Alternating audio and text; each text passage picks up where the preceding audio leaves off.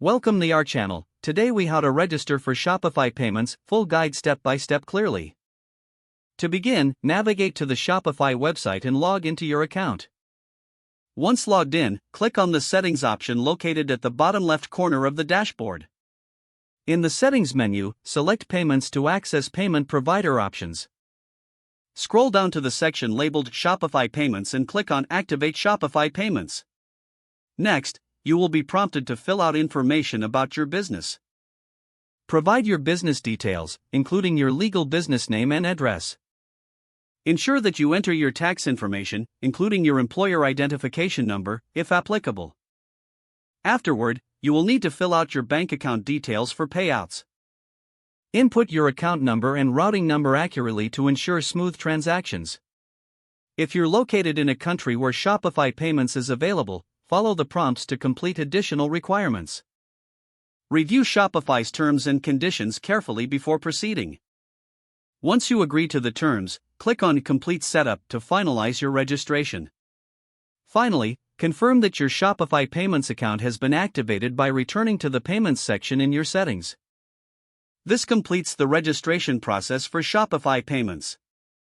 If the page does not load, refresh the browser or try again in a private or incognito window. Make sure you are using the correct email address, then retype it carefully to avoid small typos.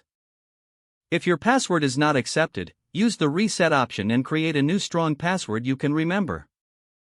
Check your spam folder for verification or security emails, then complete any requested confirmation steps. Enable two-factor authentication if available to improve account security and reduce unauthorized access risk.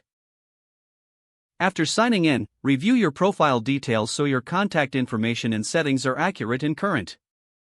If you see an error message, note it down and try again after restarting your device and internet connection.